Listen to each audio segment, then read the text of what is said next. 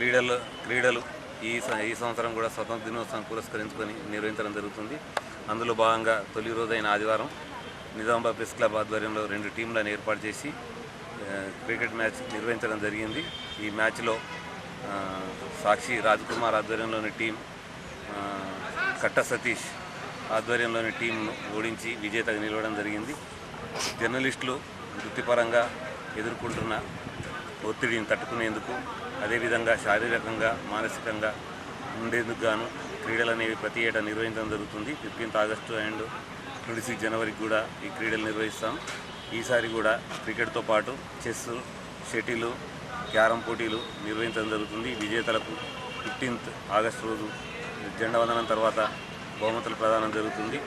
ఈ క్రీడల నిర్వహణకు సహకరించిన స్పాన్సర్లకు అండ్ ఈ క్రీడా మైదానాన్ని కేటాయించిన జిల్లా పోలీస్ కమిషనర్ సాయి చైతన్య గారికి అండ్ ఏఆర్ టీం వారికి, మా ప్రెస్ క్లబ్ క్రికెట్ ఆడి అందరినీ అలరించిన ప్లేయర్స్కు, ఈ మ్యాచ్ను సజావుగా నిర్వహించిన అంపైర్స్కు మా ప్రెస్ క్లబ్ తరఫున ధన్యవాదాలు. దినోత్సవం పురస్కరించుకొని ఎప్పటిలాగే ఈసారి కూడా జర్నలిస్టుల స్పోర్ట్స్ మీట్ ఉత్సాహంగా ప్రారంభమైంది.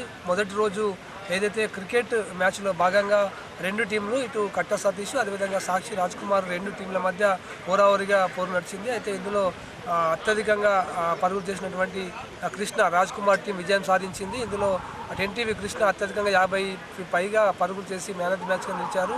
సో మొత్తంగా జర్నలిస్టులు ప్రతిరోజు కూడా ఏదైతే వృత్తి ధర్మాన్ని నిర్వర్తిస్తూ పోటీతత్వంలో చాలా ఉరుకులు పరుగులతో ఒత్తిడి గురవుతున్నారు. ఈ నేపథ్యంలోనే కనీసం ఏడాదికి 2-3 సార్లు అయినా కొంత ఉత్సాహంగా ఉల్లాసంగా గడపాల ఉద్దేశంతో 2 సార్లు ఈ స్పోర్ట్స్ మీట్ నిర్వహిస్తున్నాము. ఇందులో భాగంగా స్వాతంత్ర దినోత్సవం సందర్భంగా నిర్వహించిన స్పోర్ట్స్ మీట్కు క్రీడాకారులు ఉత్సాహంగా తరలివచ్చారు.